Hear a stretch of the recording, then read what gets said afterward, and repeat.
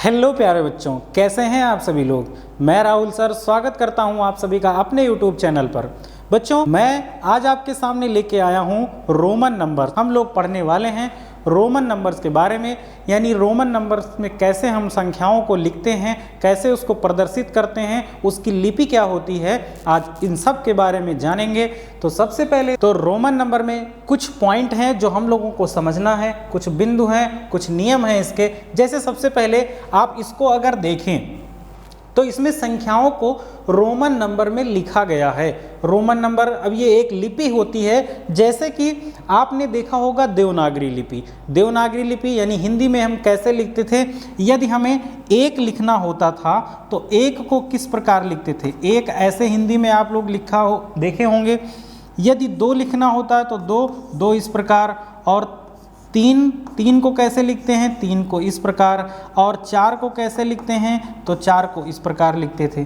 ठीक है, तो इसी प्रकार हम एक को रोमन में कैसे लिखेंगे तो आई लिखते हैं, और दो को कैसे लिखेंगे तो डबल आई होता है, और तीन को कैसे लिखेंगे तो यहाँ पे ट्रिपल आई होता है। ये रोमन नंबर है। और चार को हम 4 बार आई नहीं लिखेंगे, ये गलत हो जाएगा। यही सब नियम हम लोग आगे जाके पढ़ने वाले हैं कि ऐसा क्यों होता है। सबसे पहले बच्चों इसको देखते हैं, थोड़ा सा समझते हैं। देखिए, अगर 1 लिखा है तो यहाँ आई लिखेंगे, अगर 10 लिखा है तो x लिखेंगे, यानी 1 को हम प्रदर्शित करने के लिए रोमन में आई लिखते हैं।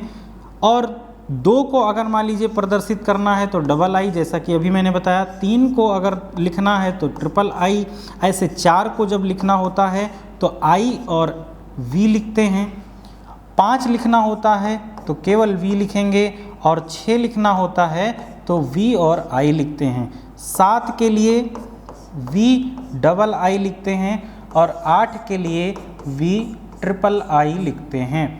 ऐसे ही 9 लिखना हो तो आई और x लिखा जाता है। 10 को कैसे प्रदर्शित करते हैं तो x से हम प्रदर्शित करते हैं रोमन नंबर में।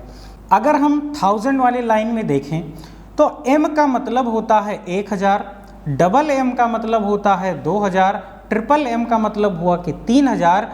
लेकिन 4000 के लिए हम लोग 4 बार m नहीं लिखेंगे, बल्कि i और v लिखेंगे, जिसका मतलब होता है 4, और जब उसके ऊपर बार लग जाता है तब वो 4000 हो जाता है। ठीक है, एक पॉइंट और कि L C D M, इसका भी मतलब आपको पता होना चाहिए। L का मतलब होता है 50, C का मतलब होगा 100, और D का मतलब हुआ 500, जबकि M का मतलब हो गया 1000। इतना क्लियर है। ये आपको इतना याद होना चाहिए, 1 से लेके यहाँ 1000 तक कि रोमन अंक में हम कैसे प्रदर्शित करते हैं। अगर इतना आपको पता है तो आगे आपको क्वेश्चन सॉल्व करने में जरा से भी प्रॉब्लम नहीं आएगी। बढ़ते हैं अब हम अगले नियम पर। सबसे पहला नियम जो इसमें है कि यदि किसी संकेत का पुनरावृत्ति होता है, संकेत मैंने आपको अभी बताया, पुनरावृत्ति का मतलब हुआ कि वो जब दोहराता है अपने आप को, जैसे कि मैंने 1 लिखा और 1 आई और यानी 2 आई हो गया, तो इसकी पुनरावृत्ति हो गई। आप सभी को पता है कि 1 आई का मतलब होता है 1, और जब इसकी पुनरावृत्ति हो जाती है तो उसका मान उतनी ही बार जोड़ दिया जाता है। कितनी बार पुनरावृत्ति हुई? 2 बार। तो 1 में 1 जुड़ेगा और ये कितना हो जाएगा? 2 हो जाएगा। इसी प्रकार अगर 3 आई लिखा है तो इसका मान कितना हो जाएगा? तो इसका मान 3 हो जाएगा। ये x क्या है? तो x आप सभी को पता है कि ये 10 है। अगर हम x को 2 बार लिख दें तो ये आपस में जुड़ जाएंगे, 10 + 10 यानी कि ये हो जाएगा 20। इतना क्लियर है। यदि इसे 3 बार लिख दिया जाए तो ये हो जाएगा 10 + 10 + 10 यानी कि ये हो जाएगा 30। इस नियम में बस इतना ही बताया गया है। एग्जाम्पल में आप ये देख सकते हैं, इसको नोट कर लीजिए। अब नेक्स्ट पॉइंट देखते हैं। देखिए, दूसरा पॉइंट जो है, किसी भी संकेत का 3 से अधिक बार पुनरावृत्ति नहीं होता है। 3 से अधिक बार पुनरावृत्ति हम लोग नहीं कर सकते हैं। 3 बार तो कर सकते हैं, जैसे कि अभी मैंने आपको बताया कि जैसे हमें 30 लिखना है बेटा, तो 30 को कैसे लिखेंगे? हमें पता है कि x को लिखते हैं हम 10, 10 को लिखते हैं x, तो 30 यानी कि 10 प्लस 10 प्लस 10 ऐसे लिखा जा सकता है। और 10 का सांकेतिक मान x होता है, तो x x x लिख देंगे, तो ये क्या हो जाएगा, 30 हो जाएगा। इसी प्रकार यदि हमें लिखना है 4 लिखना है। अब 4 को अगर हम विस्तारित रूप से लिखें तो 1 प्लस 1 प्लस 1 प्लस 1 ये हो गया 4, और 1 को हम लिखते हैं I। तो बताइए क्या ये सही है? तो ये क्या है, ये बिल्कुल गलत हो जाएगा। क्यों गलत हो जाएगा? क्योंकि हम इसी नियम में पढ़े हैं कि किसी भी संकेत का 3 से अधिक बार पुनरावृत्ति नहीं हो सकता है। और ये कितनी बार हो गया, ये हो गया 4 बार। तो हम इसको कैसे लिखेंगे, 4 को लिखते हैं I और V, ये होता है 4। ऐसा क्यों होता है, ये भी अभी अगले नियम में पढ़ेंगे। तो यहाँ आपको ये समझना था कि किसी भी संकेत का 3 से अधिक बार पुनरावृत्ति नहीं होता है। नेक्स्ट पॉइंट पे चलते हैं। इस पॉइंट में है संकेत V, L और D की कभी भी पुनरावृत्ति नहीं होती है। क्यों नहीं होती है, इसके पीछे का रीजन समझिए। तो देखिए, जो संकेत V है, तो सबसे पहले आपको पता होना चाहिए इसका मान क्या होता है। तो V का मतलब होता है 5, क्लियर। L जो है, L का मतलब क्या होता है, L का मतलब होता है 50, और D का मतलब क्या होता है, तो D का मतलब होता है 500। ये आपकी ज़ुबान पे रटा होना चाहिए। अच्छा, इसकी पुनरावृत्ति क्यों नहीं हो सकती है, आइए करके देखते हैं। तो अगर हम V की पुनरावृत्ति करें तो इसका मान क्या हो गया, तो ये 5 और 5 मिलके कितना हो जाएगा, 10। और 10 के लिए हमें पहले से सांकेतिक मान दिया गया है, क्या है, x दिया गया है।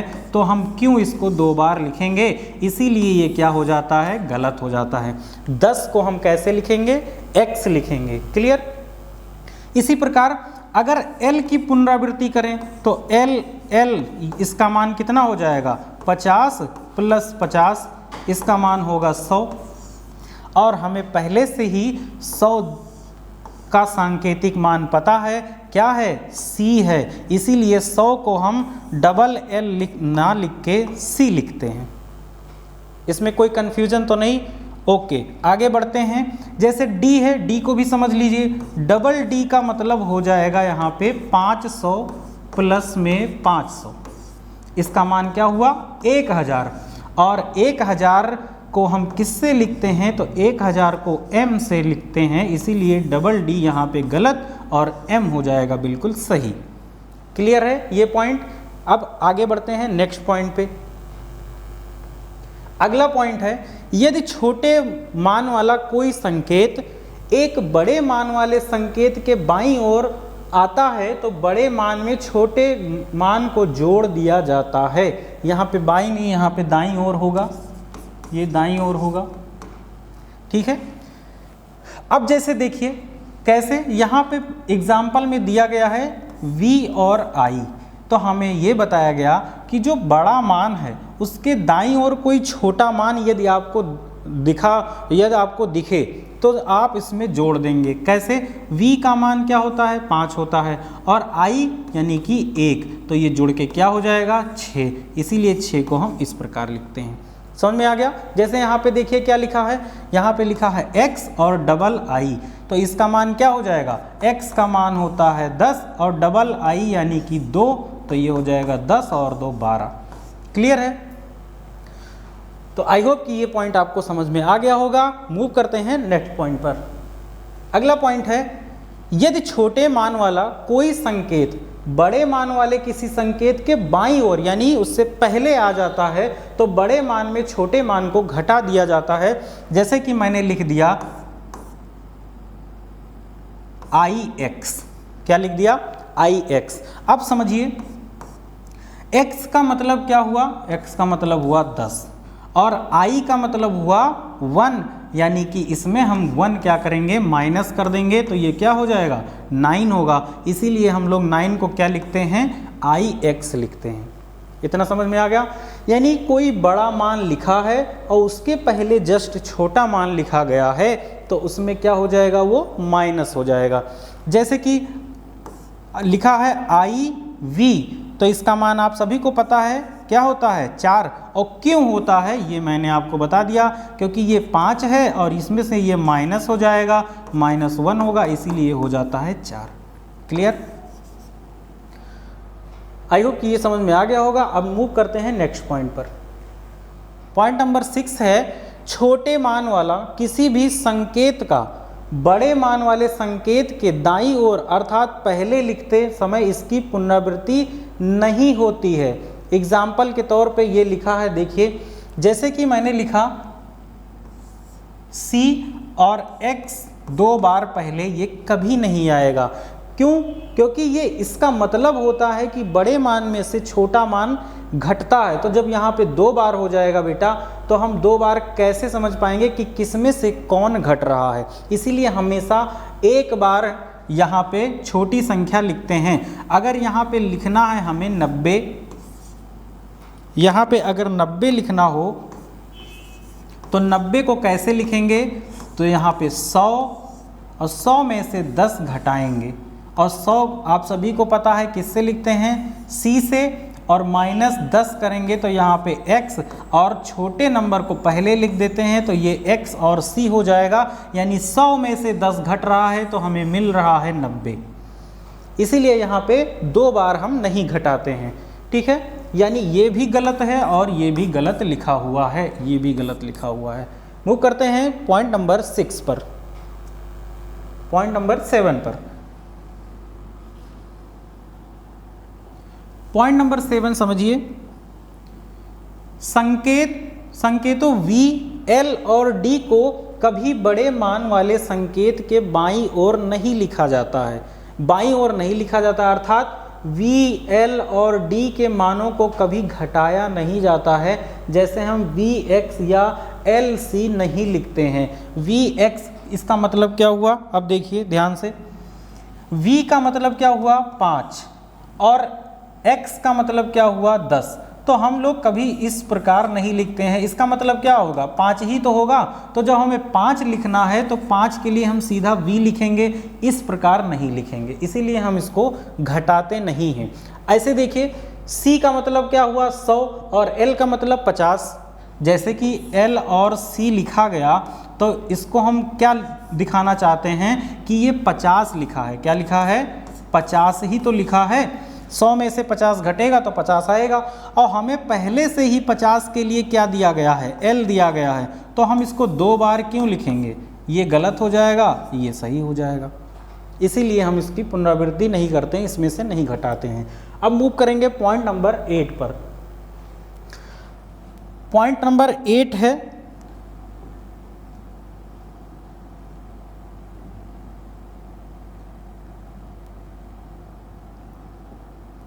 हाँ, ध्यान दीजिए। पॉइंट नंबर 8 है कि संकेत I को केवल V और X में ही घटाया जा सकता है, और X को केवल L और C में ही घटाया जा सकता है। ठीक वैसे ही जैसे C को केवल M और D में घटाया जा सकता है। जैसे यहाँ पे 4 लिखा है तो V में से I घटाया गया है। यहाँ पे 40 लिखा गया है तो L में से X घटाया गया है। L में से X घटाया गया का मतलब हुआ कि 50 में से 10 घटा दिए तो हमें 40 प्राप्त हो गया। ऐसे ही अगर आपको 90 लिखना है तो C में से यानी 100 में से 10 घटा दिए तो 90 प्राप्त हो गया। तो ये 8 पॉइंट थे, 8 के 8 आपको समझ में आ गया होगा। तो अब हम लोग मूव करेंगे क्वेश्चन पर और क्वेश्चन सॉल्व करने का प्रयास करेंगे। क्वेश्चन नंबर 2 है, संख्या 32 को रोमन अंक में लिखिए। फिर से वही काम करना है, 32 को हमें तोड़ना है। कैसे तोड़ेंगे? तो 32 को हम लिख सकते हैं 10, 10 20, 10 30 और 2 32, ऐसे होता है। अच्छा, 10 के लिए x x x 3 बार से ज़्यादा नहीं लिखना है, ये भी आपको याद होना चाहिए। और 2 के लिए लिखेंगे 2i। ये हो गया आपका 32, बिल्कुल करेक्ट। क्वेश्चन नंबर 2 कंप्लीट हुआ। आइए देखते हैं क्वेश्चन नंबर 3। अब अगला क्वेश्चन है, संख्या 88 को रोमन संख्या में लिखिए। 88 को लिखना है। अच्छा, 88 को अगर तोड़ा जाए तो कैसे लिख सकते हैं? सबसे बड़ा नंबर सबसे पहले सोचिए, तो बड़ा नंबर हो गया 50। अब 50 में और क्या जोड़ें? तो 50 में हम जोड़ सकते हैं 10 60, फिर 10 हो गया 70 और 10 हो गया 80 और 8 और लिखना है तो 8 के लिए 5 और 3 इतना कर सकते हैं। 50 के लिए क्या है, L है और 10 कितनी बार है 3 तो x x x क्लियर।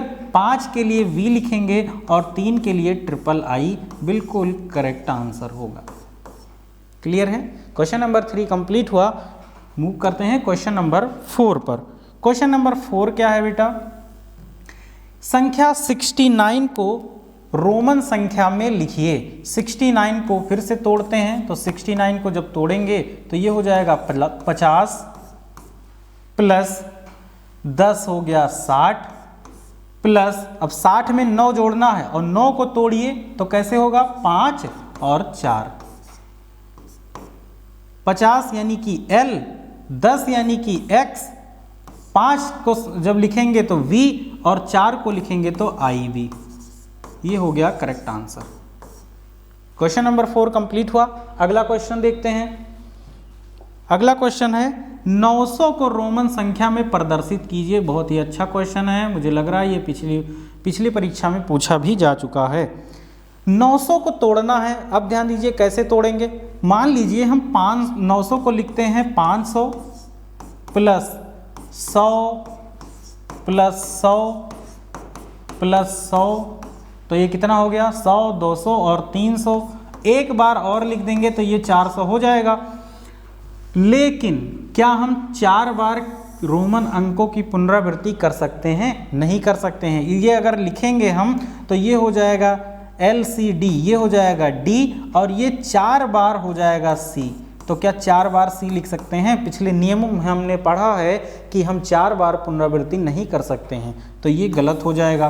तो हम कैसे इसको सॉल्व करें? इसको सॉल्व करने के लिए हम लिखेंगे 1000 और 1000 में जब हम 100 घटाते हैं तो वो क्या होता है, तो वो 900 हो जाता है। और घटाने के लिए 1000 का मतलब हुआ M और माइनस करेंगे यहाँ C, तो जो घटता है वो पहले आ जाता है, तो 900 का मतलब हुआ CM। क्या हो गया? CM। ये बिल्कुल करेक्ट होगा। क्लियर। क्वेश्चन नंबर नेक्स्ट, इस क्वेश्चन को देखते हैं। क्वेश्चन है कि 845 को रोमन संख्या में लिखिए। ये एकमात्र क्वेश्चन है जो आपके लिए होमवर्क रहेगा। अब देखते हैं अगला क्वेश्चन। नेक्स्ट क्वेश्चन है, अच्छा क्वेश्चन है, ये भी पूछा जा चुका है कि एक बगीचे में 11 बिना फूल वाले पौधे हैं, 13 फूल वाले पौधे हैं, तो बगीचे में कुल फूलों की संख्या, कुल पौधों की संख्या क्या होगी? देखिए पौधे तो हमें एक 11 दिए गए हैं, एक 13 दिए गए हैं, तो 11 और प्लस 13 इनको जब जोड़ेंगे तो कितना हो जाएगा? ये हो जाएगा 24। यानी हमें 24 रोमन अंक में कैसे लिखें और इन्हीं ऑप्शन में से चूज करना है। तो 24 को कैसे लिख सकते हैं? देखिए 10 प्लस 10 20 हो गया और इसी में प्लस कर दीजिए 4 बस 24 हो गया। तो 10 का मतलब x और दोबारा 10 का मतलब x और 4 का मतलब हो गया IV। आपके ऑप्शन में कहा है तो ऑप्शन नंबर 2 बिल्कुल करेक्ट होगा। ये आपका लास्ट क्वेश्चन था। I hope yes. तो बच्चों आज हम लोगों ने रोमन अंक के नियमों के बारे में पढ़ा और कुछ क्वेश्चन के माध्यम से उन्हें समझने का प्रयास किया। उम्मीद है कि आप लोगों को ये वीडियो पसंद आएगा, सारे क्वेश्चन समझ में आए होंगे। तो इसी के साथ समाप्त करते हैं आज के इस वीडियो को। मिलते हैं नए टॉपिक के साथ अगली वीडियो में। तब तक के लिए थैंक यू, बाय बाय।